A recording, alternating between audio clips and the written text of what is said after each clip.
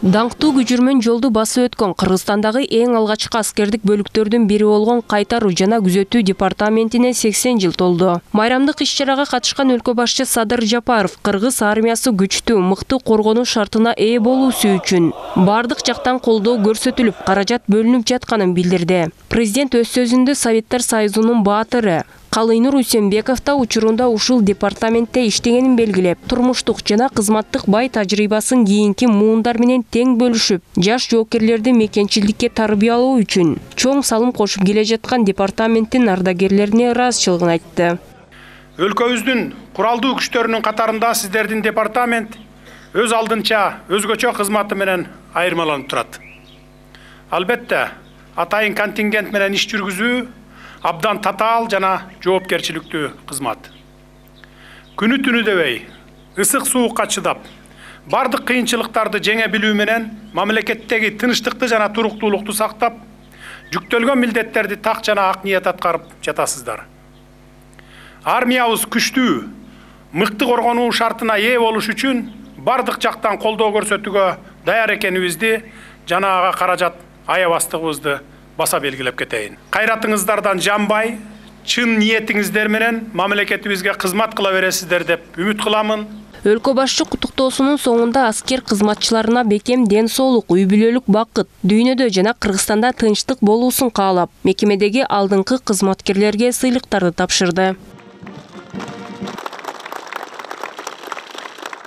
Юстиция министрлигине караштуу жазаларды аткаруу кызматынын түзөтүү мекемелерин кайтаруу, соттолгондорду жана камакка алынган адамдарды конвой менен коштоп жүрүү департаменти Чүй облусунун ар кайсы аймактарында жана Жалал-Абад шаарында жайгашкан 6 батальонду, оорук чарба жумуштарын жана күчүрмөн кызматтын коопсуздугун камсыздаган 2 ротаны өзүнө камтыган ири аскердик бирикме. Мына акыркы убактарда мамлекет тарабынан ушул департаментке чоң көңүл бурулуп, өткөн жылы биз департаментте кызмат өтөгөн кызматкерлердин айлык майнасын көбөйтө алдык. Жерлерде толугу менен батальондордо, казармаларда ремонт жүргүзүп, жоокерлердин кызмат өтөө үчүн болгон шарттарды жакшынакай кылып түзүп бердик. Мына бүгүнкү күндө биз 47-чи мекемени Молдовановка айылына номер 31-чи мекемесине которуу боюнча конкреттүү багыттуу иштерди баштадык. Ал жердеги 47-чи мекемедеги соттолгондорду башка мекемелерге которуп, ал жерде да тиешелүү шарттарды тургузуп берип жатабыз.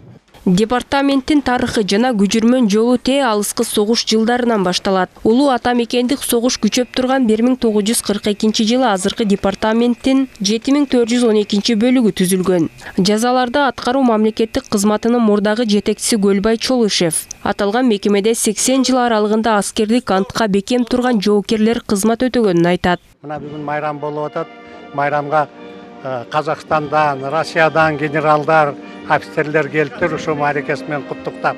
Мен дагы жердеги офицерлердин баарын куттуктаймын ушу майрам менен.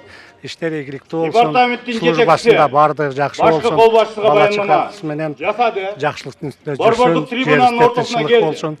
Кайтаруу жана күзөтүү департаментинин негизги тапшырмалары соттолгондорду жана камакка алынгандарды коштоп жүрүүнүн чегинде түзөтүү мекемелерин кайтаруу жана коргоо. Ошондой эле укук коргоо органдарына коомго кооптуу жана курч кырдаалда укуктук режимди камсыздоого көмөк көрсөтүү болуп эсептелет. Тазагүл Эмилбекова, Мээримбек Жусупбек уулу, Нью ТВ.